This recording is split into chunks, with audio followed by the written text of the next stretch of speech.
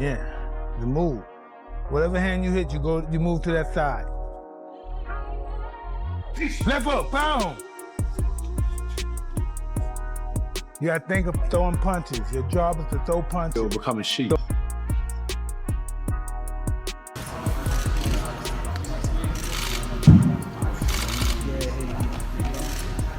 Anthony Joshua is deep in preparation for his showdown with Jake Paul. Grinding in the gym while drawing inspiration from Mike Tyson's classic training methods, he's been studying the old-school techniques used by Tyson's legendary coaches, sharpening his strategy, boosting his speed, and pushing his power to new levels.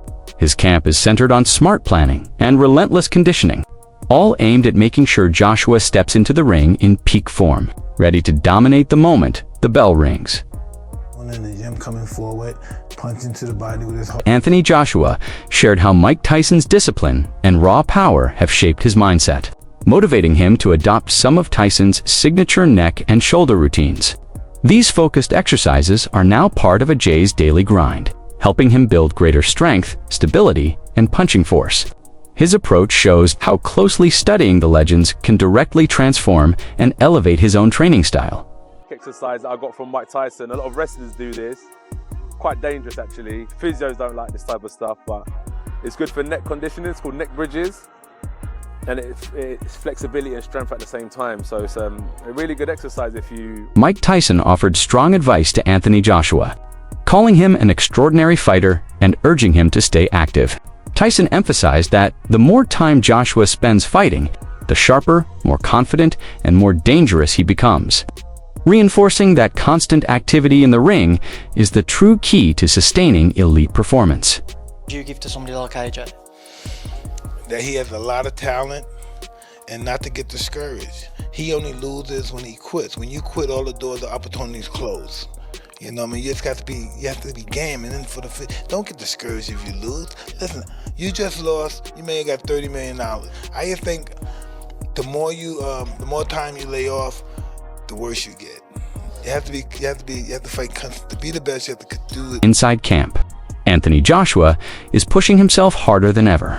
Embracing elements of Tyson's iconic style to enhance his performance, he's drilling specialized neck-strengthening moves and power building, exercises to toughen his body and increase his punch impact, all while focusing on speed, conditioning, and precision.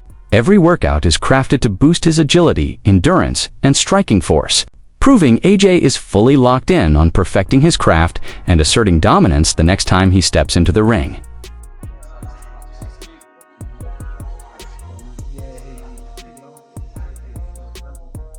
Bro, my physio is looking at me like, what the fuck?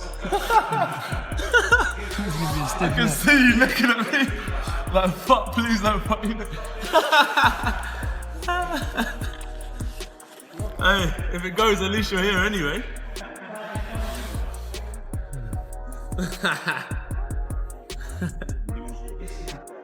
You know, 43,000 tuned in. Oh, mate.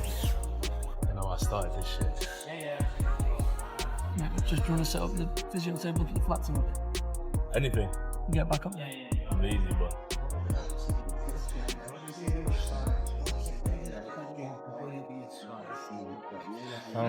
Showtime sent me a lovely picture of me for Hearn openly states that he's confident Anthony Joshua would beat Jake Paul if they faced off, but he warns people not to assume it would be a walk in the park. While Paul isn't viewed as an elite boxer, Hearn reminds everyone that Joshua has taken down serious opponents before, including Francis Ngannouan, undeniably world-class fighter. This comparison underscores that Joshua's victories come from skill, discipline, and preparation, not from facing easy targets. Hearn highlights that Joshua's mix of power, technique, and strategic intelligence is what allows him to control and defeat fighters at every level. Jake Paul, Anthony Joshua, 50-50 fight. What do you make of that? Yeah, I just said in another interview, great if it is. I mean, if it is, then you've got no problem seeing it. But when AJ... I mean, decapitate's a strong word, but you know, when he renders Jake Paul unconscious like he did to Francis Ngannou, don't then say, oh well, it was Jake Paul. Do you know what I mean? I mean, when AJ beat Francis Ngannou, Ngannou just had a fight that could have gone either way with Tyson Fury. Then AJ poleaxed him, and everyone just said he's just an MMA fighter. Do you know what I mean? Jake Paul's not Francis Ngannou. But as I said before, if you want to see Jake Paul exit the boxing world, Nigel Benn voices strong concerns about how entertainment-focused matchups are affecting the sport, arguing that when influencers and celebrities enter the ring, fighters who have sacrificed years for real boxing often get pushed aside financially. He points out that serious professionals usually earn modest pay, while crossover fights spark massive hype, draw giant audiences, and lead to enormous payouts for participants who lack traditional boxing backgrounds. Ben fears this trend could damage the sport because it diminishes the value of dedicated boxers who have committed their lives to mastering the craft. Bit of rumours around today, Anthony Joshua and Jake. No. I'm not even really entertaining that. It's just not. Being a two-time heavyweight champion of the world, it's I don't know, YouTubers. I'm not really into all the influencers coming in there, and there's like some boxers that really work their butt off, don't get paid like what these guys are getting. And Anthony Joshua being a former world champion should be fighting like, someone in the top 5, top 10. So I really got much time to talk about that. Not interested, really. Bad for boxing? Well, not bad for boxing. If people want to pay to watch it, then who am I? I'm just giving you my opinion. Who's not worked his way through the ranks to earn that shot at the former world champion? No, not at all. Australian boxing. Who are you a fan of? Obviously got good fighters out there. Jai's my type of fighter. He's very spiteful, and it's just another level, really. I don't think there's no better cruiserweight around. Oladipo focuses on the financial angle of a potential Anthony Joshua versus Jake Paul clash, saying it would be unwise for Joshua to ignore such a massive payday, possibly nearing $100 million.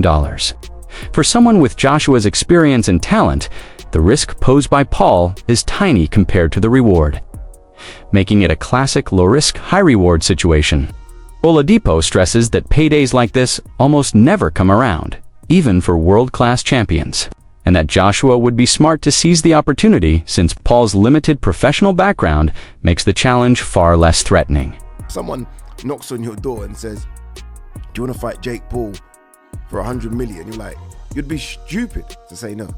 No, I don't want that 100 million for what would be and will be and should be easy work for AJ. Like, well, why are you going to turn down 100 million? AJ should and could, more should, knock out Jake Paul in a round. Like if Jake Paul was over here fighting under our British Boxing Board of Control, I don't think it would be a Southern Area Cruiserweight champion.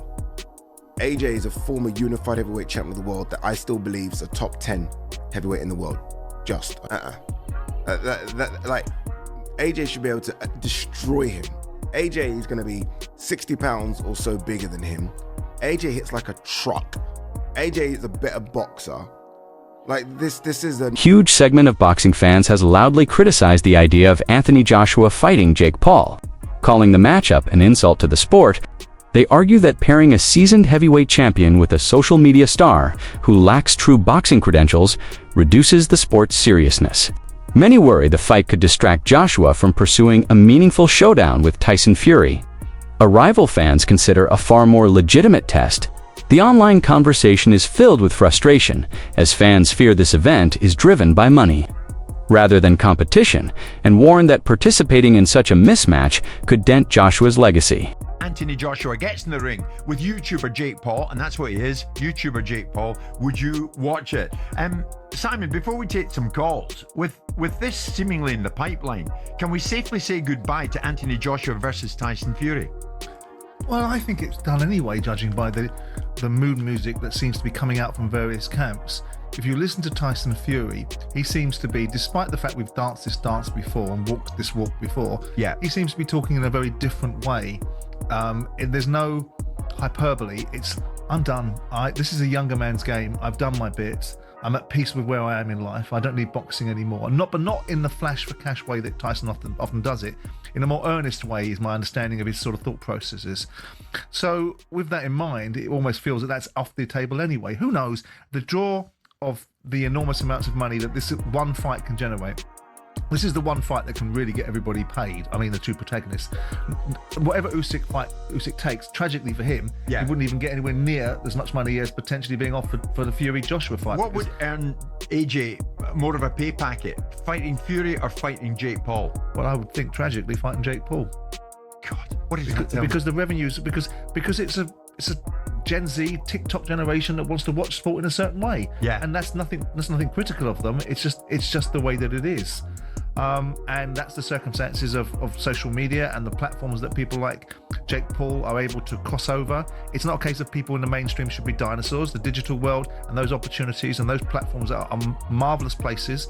And you know, you heard me talking about Mark Goldbridge the other day and the commercial deal that he did with the Bundesliga. And we can be sniffy about their level of content, or we can accept that there is a place for everybody. It's interesting that still the digital world and that's